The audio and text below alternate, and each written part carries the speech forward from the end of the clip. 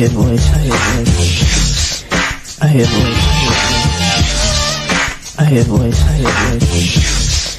I hear voice, I hear voice. You just don't know what I do to you. Now this be the big play double payback.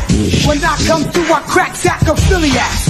Step to the mic, the girls cry like onions, cause they know I'm about to stomp their favorite rap.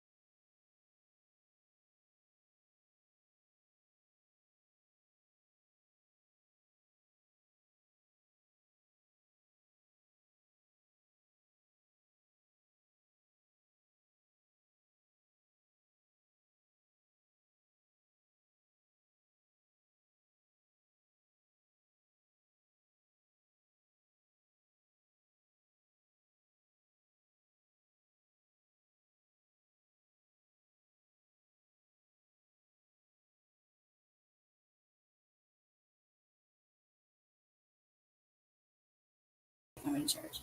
I'm gonna take this down real quick. All right. Welcome.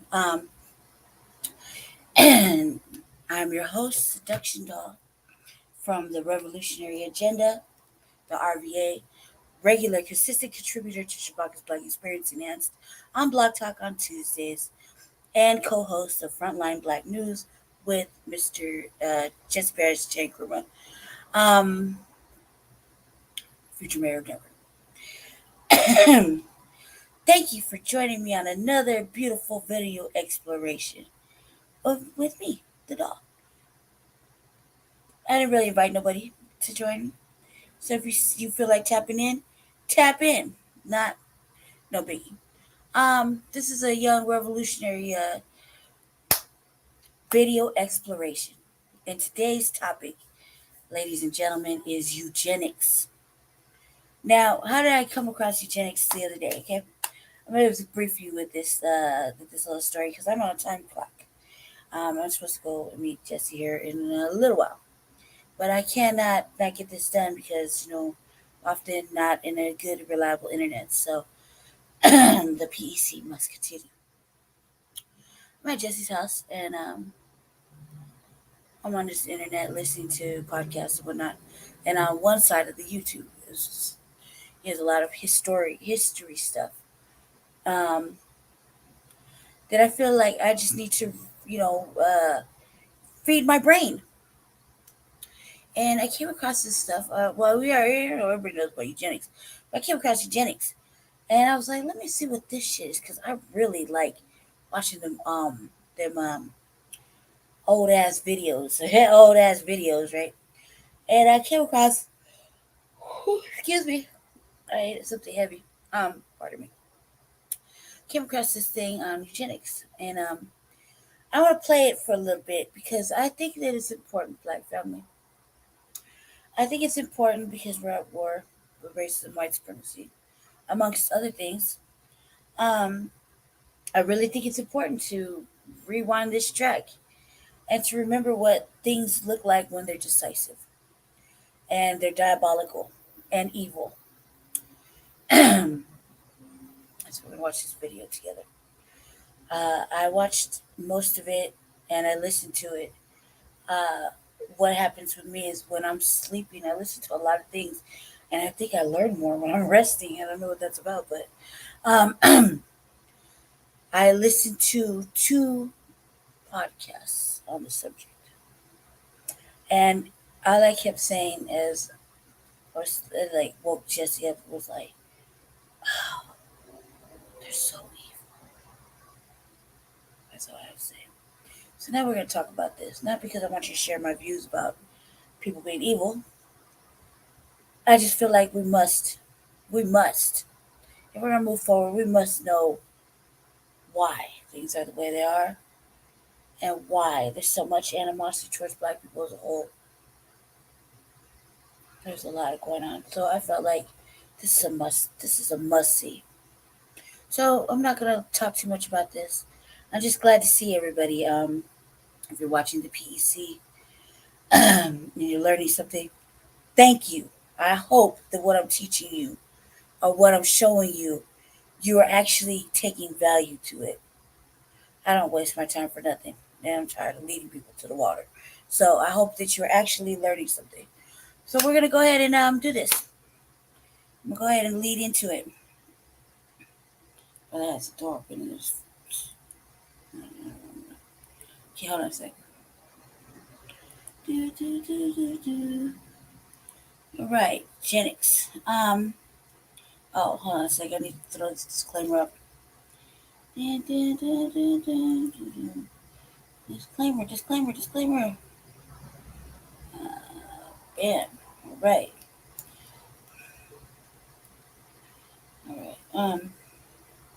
Family. Yeah. Okay. Here we go. Eugenics.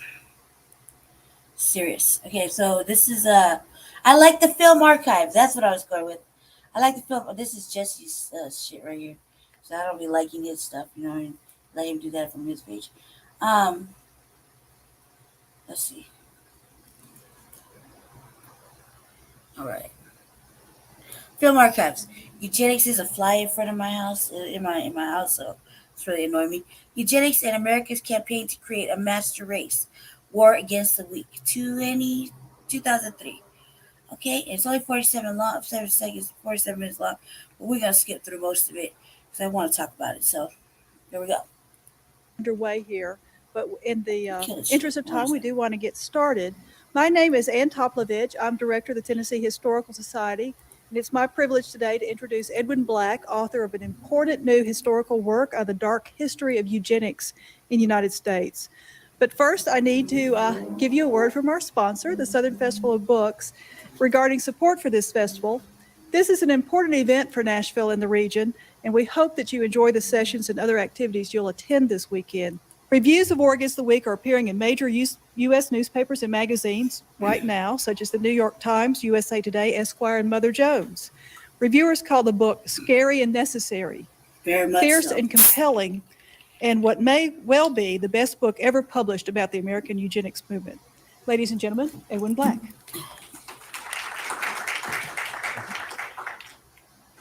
I agree.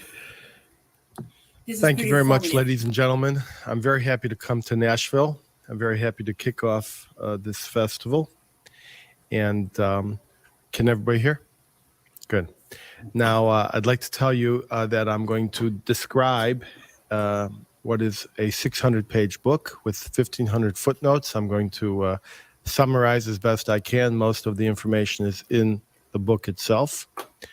As I said, I'm happy to be here. But none of you are going to be happy to hear what I have to say. It's not good news. You're going to get angry. You're going to be shocked.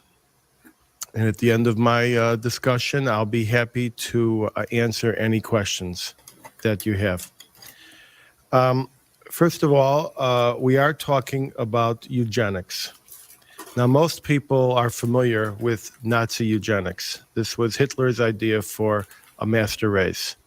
But very few people are aware that the idea originated not in Nazi Germany, but in the United States 2 to 3 years before Hitler, 2 to 3 decades before Hitler came to power, as American eugenicists went on a campaign to create a white master Nordic race, blonde and blue-eyed. Now, what are we talking about? We're talking about the idea of eugenics. Eugenics itself started in Victorian England. There was a scientist, his name was Francis Galton, the cousin of Darwin, Charles Darwin. And this guy, Galton, had these ideas that if talented, skilled, and wealthy people married other talented, skilled, and wealthy people, they would have talented, skilled, and wealthy children. And he thought by this method, we could improve society. He tried to put a number on this. He tried to find a pattern in this because he himself, of course, was a seeker of patterns. He was actually the inventor of fingerprints. Actually, God invented fingerprints, but he was the inventor of the method of identifying and classifying fingerprints. He was the inventor of various fashions of meteorology and barometric readings. And so he tried to find a way to quantify the idea of a good marriage. And he came up with this term from the Greek that he invented, eugenics, meaning good life or good birth. These ideas were imported into the United States at the turn of the last century, meaning in the early 1900s. Now, what was that time like? It was a time of great racial, ethnic, and demographic upheaval and conflict. What did we have? We had millions of Jews coming in from the East, from Eastern Europe, from Russia, from Poland. We had millions of blacks in the post-Reconstruction and post-Civil War era who were being integrated into United States society. Indians were being integrated into United States society. Millions of Asians had come in from the West as as indentured laborers, and millions of Mexicans were now in U.S. territory as a result of Mexican-American wars, in which we took over a great amount of Mexican territory. And there were a bunch of white guys, some scientists, some wealthy people, men of privilege, people whose names most people don't know, names like Charles Davenport and Harry Laughlin, and they wanted it the way it was. They wanted it the way it was when their fathers were running the country. And of course, when we say the 20th century, we ask ourselves, who is running the 20th century? The 20th century was being run by guys from the Civil War. just as our 21st century is being run by guys in the post-Vietnam era. And these guys from the post-Civil War period brought all of their racist baggage into the 20th century with them. They considered themselves reformers. They considered themselves liberals, progressives, and utopians. And their idea of a utopia was a world in which no one would exist who did not resemble themselves. This all came at a time when Mendel's principles of heredity had been rediscovered and proliferated in the United States. Now, just to refresh you on Mendel's principles of heredity, this is where the P's, there's a blemished P and a non-blemished P, and the next generation, some are blemished and some are not. These men thought that the same principles that guided P's guided the development and generations of human life. And they believed that poverty was a genetic trait, criminality, chastity, morality. So in other words, you weren't born into poverty. Poverty was born into you. And the best way to get rid of poverty and improve the world was to get rid of the people who had this genetic trait. As far as they were concerned, it didn't matter if you took an African, put him in a white toga, taught him to read Latin, and put him in Italy. That did not make him a Roman. That's exactly the type of language that they used.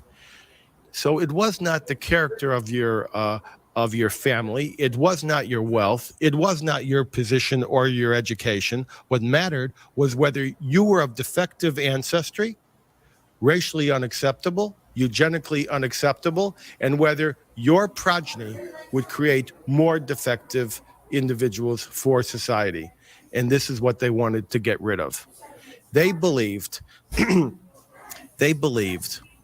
that you could breed a better human being in the same way that you could breed a better herd of cattle, a field of wheat, an ear of corn. And consequently, the government agency that put these guys together was the U.S. Department of Agriculture, because they wanted to breed a better species of man also. So these guys obtained immense amounts of corporate philanthropy to back their ideas. I'm talking here about corporate philanthropy engaged in ethnic cleansing. The Carnegie Institution, the Rockefeller Foundation, the Harriman Railroad fortune, pouring the equivalent of millions into the coffers of these gentlemen to establish research facilities on Long Island and elsewhere that would study how best to eliminate all of the defective, unwanted, unfit, and unacceptable types of human beings that they considered eugenically out of bounds. I'm throwing all this shit away. Now, what were some of their methods that they wanted? The first method that they thought about, one of the first, was gas chambers, public gas chambers. Now, remember, we're talking about the first 20 years of the 20th century. And you can hear me in the back. And they thought that the best idea was to march these guys into I would throw public everything in gas this room. chambers I can't live in away groups, with this. organized on a township or a county or a village basis. I'm sorry. And within a period of time, these guys would disappear. But they concluded that our society was not ready for gas chambers. Even still, some individuals freelanced. For instance, there were mental hospitals in Illinois, one in particular that I describe in the book in Lincoln, Illinois, who fed their new patients milk from tubercular cows. And in so doing, infected these new patients, and then they allowed them to sleep in open dormitories to cross-infect the others. And by this method, they would have a 30 to 40% death rate of new patients. And tuberculosis, of course, was in that era as bad, if not worse, than AIDS is today. There were other doctors who would leave newborn infants who were defective or deformed, lying without any help or nutrition on the delivery table. One in particular gained national notoriety. He was called the Black Stork. He was such a hero of the eugenics movement They actually made a movie about this guy, which you could see at the corner cinema for 25 cents or sometimes a nickel. But in the main, they believed that euthanasia would not achieve what they wanted to achieve. And so instead, they opted for forced surgical sterilization. And they got it. They obtained legislation in 27 states that forcibly sterilized some 60,000 Americans. In addition to forced surgical sterilization, there was marriage restriction, marriage annulment. If they didn't like who you were married, they unmarried you. And of course, there was the effort to create concentration camps, which they called farms or colonies, for those who were feeble-minded, so-called feeble-minded, or racially unacceptable. They started out by calling these colonies for the feeble-minded. There were several in New Jersey, in Massachusetts, and eventually. Hold on one second, family. Let me show you the black stork real quick so we could have some dialogue. Hold on a second. We'll have camera because my villain said I shouldn't be eating that camera and shit. But I'd be like, God. I was like, well, I was eating something. So hold on a second. I just could show this a little bit about this.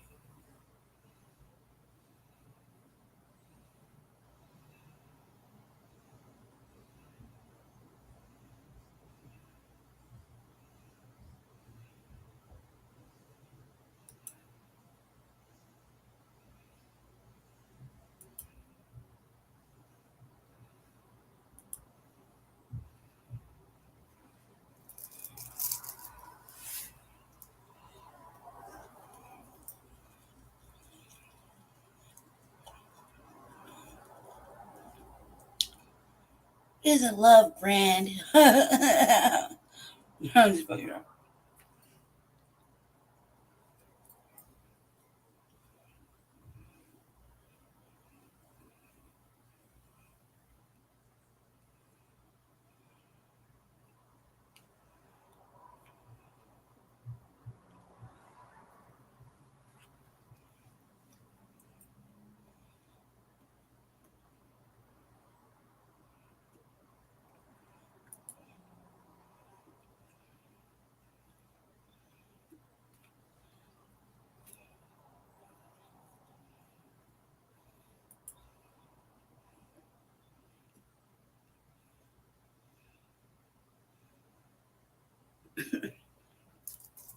I think this is when he used to ask the daddy for permission.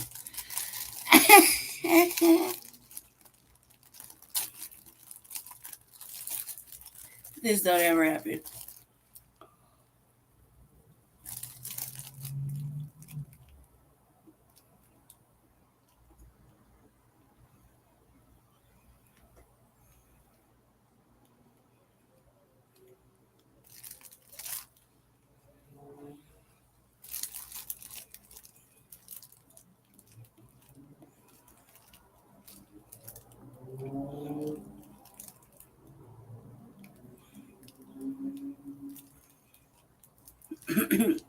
Selected breeding.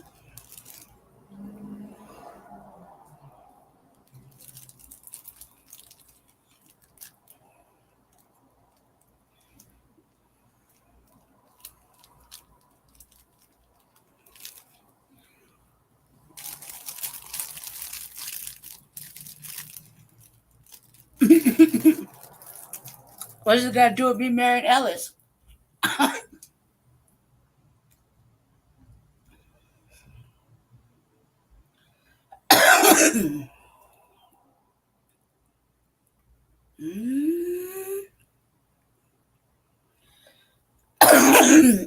I'm sorry, my heart is messed up.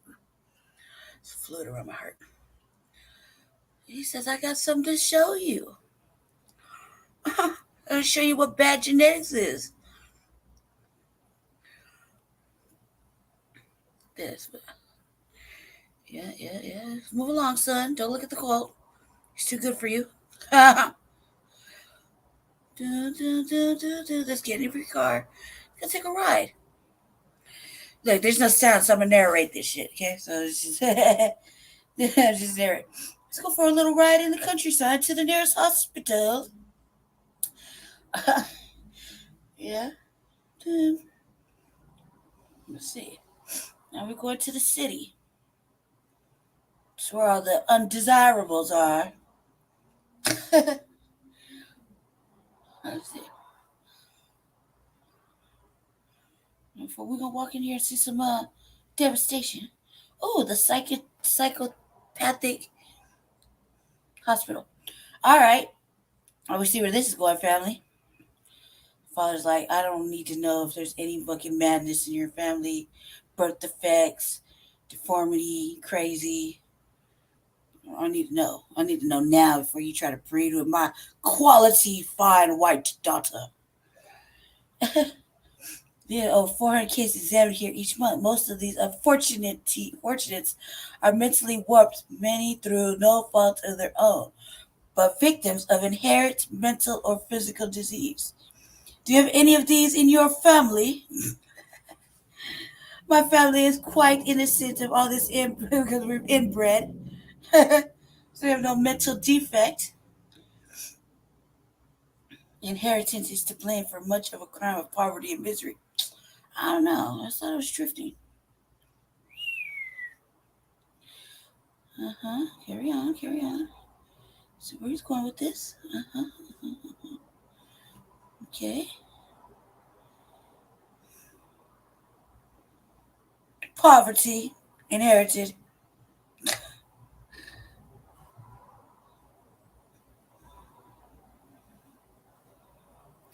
Our statute books contain many laws covering the breeding of livestock, but in the highest form of life, most precious of all living matters, almost no attention is paid to its breeding. I get the fucking rich voice on it. Get to the point, guys. All right. It's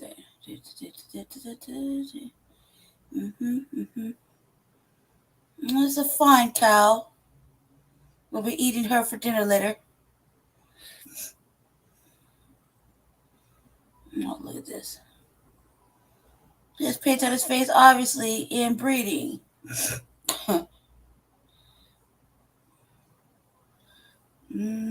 wish there's sound to this shit.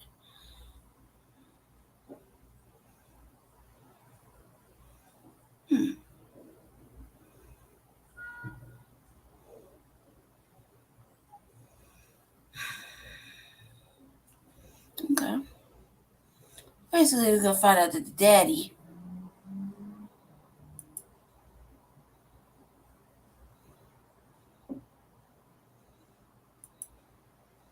are you fit to marry? Evidently. There are millions spent caring for these defectives. Defectives, y'all.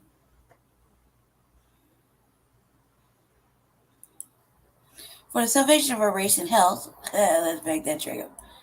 Happiness in every individual must stop and do such and such. Okay.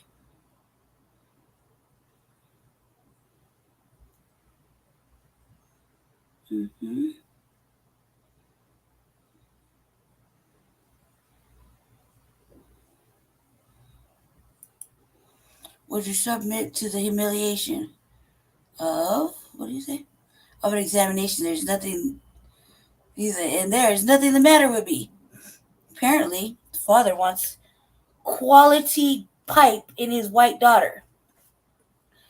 Let me tell you a true story of a boyhood chum of mine and the sad consequences of his marriage. Oh, Lord.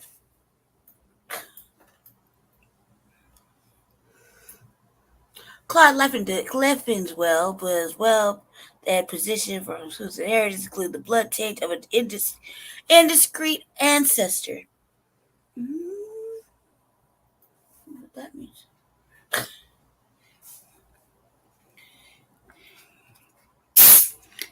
find out.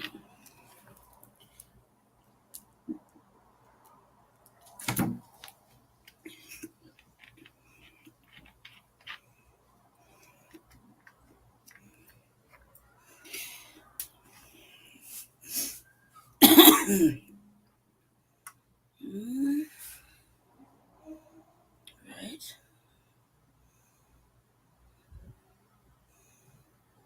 And his happy, healthy girl in love with half left well and unaware of his affliction. What is cousin's affliction? Let's find out.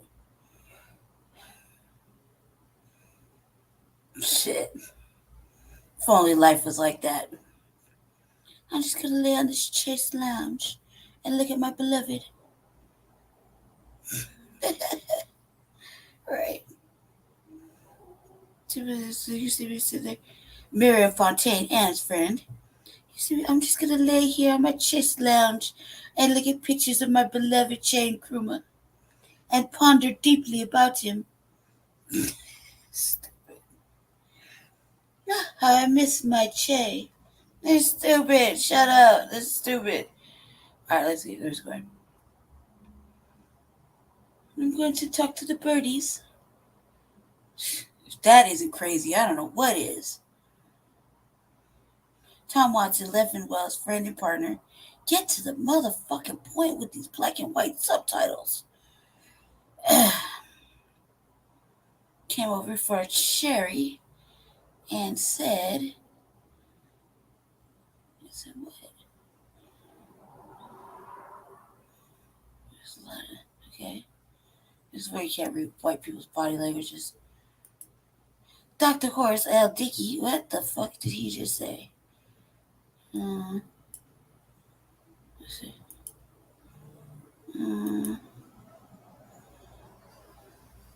Medical case Horace Dickey and a big crusader of race, for race betterment and improvement of human lifestyle.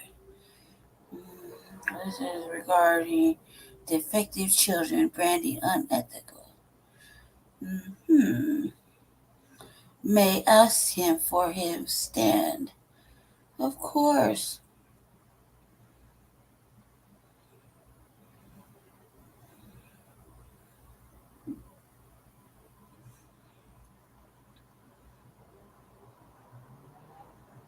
Theory regarding defective children, branding unethical. All right.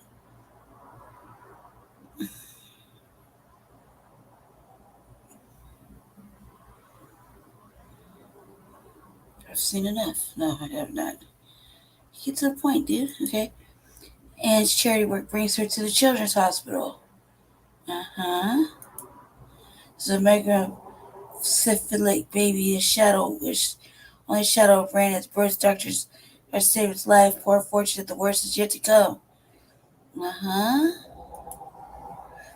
Okay, where else? Oh.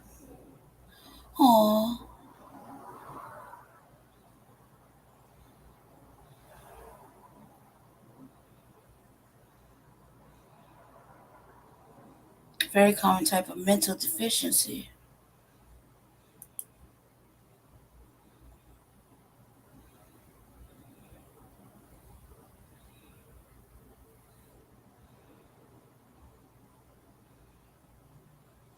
I'm not gonna lie, some of them people look inbred like a motherfucker, right? Death is sometimes one's best friend. So he was okay with killing a motherfucker. 2 years added to his dreadful sentence. It's too bad the child may not be pardoned. Cannot be pardoned. This guy right here. Tut tut, you forget to abuse the cause of science. Okay. What's the point, man? What the fuck? Do tell more about your work, doctor. Do you really think it's best that defectives die? That's where eugenics come into play. Alright.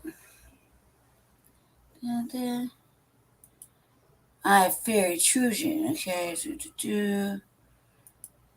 Are you free to marry beginning real 3? Okay.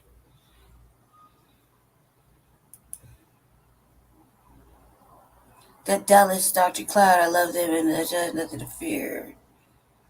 Alright.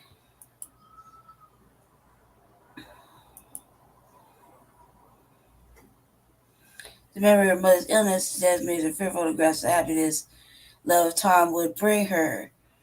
So she's all grief stricken and that's a fucking mental defect too, huh?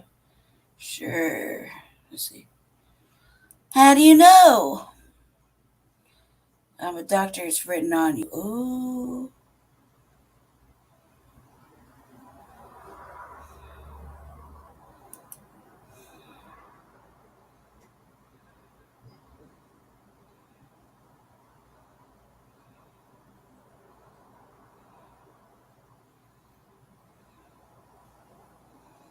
But love and desire is too strong for Clyde as he marries Anne. Okay.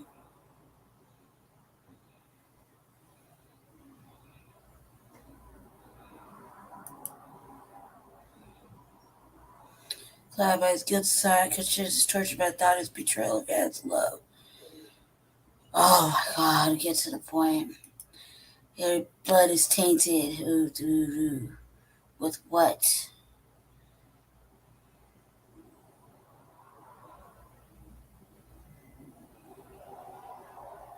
My mother died in an epileptic fit. But I shall never marry anyone. I love you. Ooh, we'll fight this together.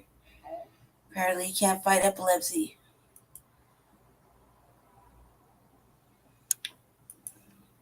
If he's to operate a defective child, there's a revolutionary theory that left with the baby Leslie defective will die. Whew, heavy.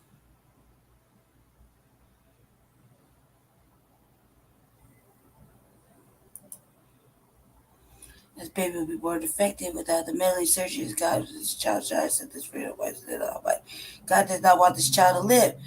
All right. Pause right there. So, family, we've seen enough of this fucking weird ass shit.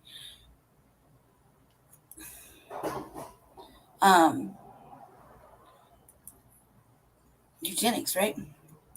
So, that's what it was.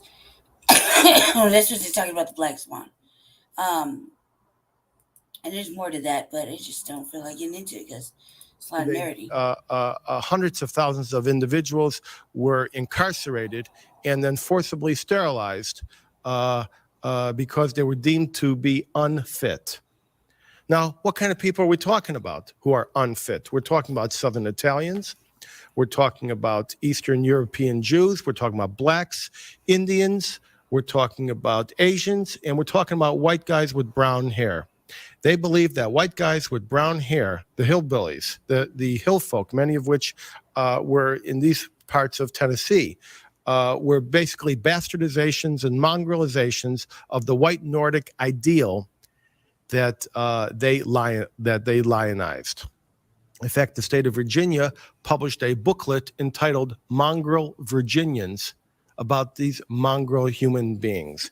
And they came up with a number of ideas on how to identify these people. And one of them was the alpha test and the beta test. It was a mental measurement test. And this mental measurement test might ask a Southern Italian who knew every opera and aria about a Broadway musical. He'd come into Ellis Island, they'd ask him a question about Broadway musicals. You might get a black guy from the farm who had never been to a big city, and they would ask him something about a cosmopolitan magazine. You might get a Baptist kid from a rural America who would, of course, never smoke. They'd ask him about tobacco ads. They would ask people about tennis rackets who didn't even know what tennis was. And by this methodology, they were able to conclude that 70 to 80% of the Jews were morons, 70 to 80% of the blacks were morons, and these people were worthy of sterilization so that they could not perpetuate their kind. This test, the alpha and beta test, was ultimately evolved into something we know today as the IQ test. It's the same basic test, but it's evolved. Now, there were so many things that were upside down about this. The ophthalmologists of America, if you can possibly believe this, went on a national crusade to identify everybody with a vision problem find their entire family, round them up, put them in concentration camps, and forcibly sterilize them as a way to improve vision in America. There's a whole chapter about that. They actually took the first step with a bill entered into the New York legislature, although this bill was defeated. Although these laws were in 27 states, there were many people who felt that this was unconstitutional, and so there was a kind of a go slow approach. And so a fraudulent collusive lawsuit was created in Virginia for the purpose of making eugenics a test case. The state of Virginia wanted to sterilize the mother, the daughter, and the granddaughter of one family. It was a famous case, Carrie Buck, her mother, and her daughter. So the state of Virginia colluded with the court-appointed attorneys for Carrie Buck and wound a fraudulent appeal right up through the Supreme Court. And Oliver Wendell Holmes, who was a staunch eugenicist,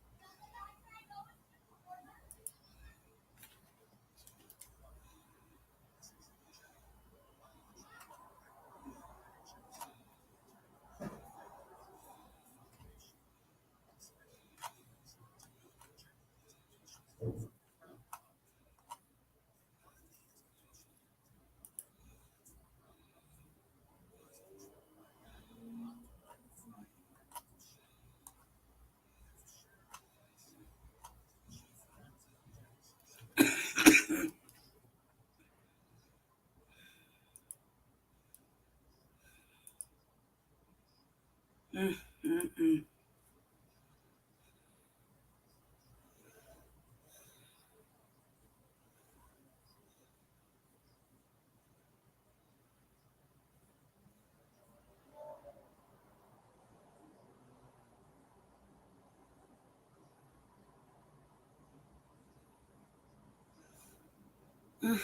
Mm-mm.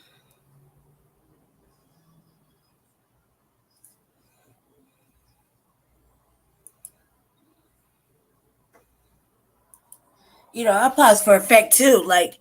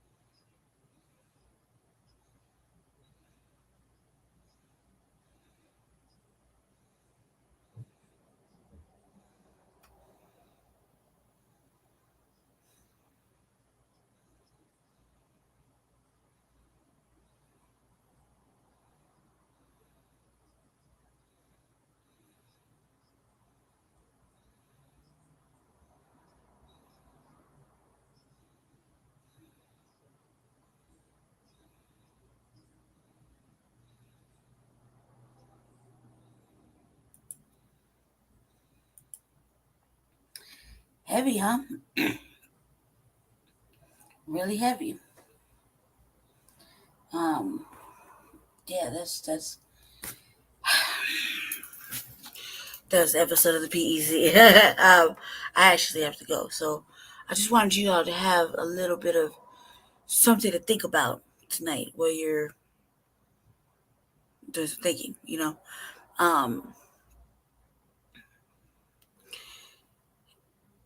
It's crazy, but that's exactly what's happening. And this video is old as hell. So could you imagine all the advancements that's happened since that man has spoken, since that man has written that book? Um, yeah, yeah, it's crazy shit. Well, anyway, I want to thank you. It's 7 o'clock my time, and I actually should get over to the other side of town. Me and Jesse have a lot to do tomorrow, and I still gotta call him real quick before I go. But I wanted to talk about eugenics. I wanted to talk about that, and if I get a chance later, maybe I'll pop up and do another one, especially when they talked about the twins, because that's a whole separate video. But I didn't mean to say that. I'm gonna go ahead and go. Thank you for watching the People's Education Committee. I will be back another video. I gotta take time. I was just in the hospital, so trying to get as much as I can. And tomorrow I might be going back there because this, I can't keep fluid off my heart, and so it's coughing and sneezing. You hear it? It's really bad. So I'm gonna go ahead and go. Because I need to get over there and get to work. Look at that! You see this soft sweat. Don't judge me. All right. Anyway, I gotta go. So stay tuned for another episode of the P.E.C. coming soon. I gotta make appointments with another person for the revolutionary agenda because I do want to dialogue with this man. He's been dialoguing with this man, but I got caught up with some other stuff. So be on the lookout and stay tuned. Stay black. Stay dangerous. And stay informed. Don't forget. Just don't forget. Like, don't forget. Let's see. I close this out with my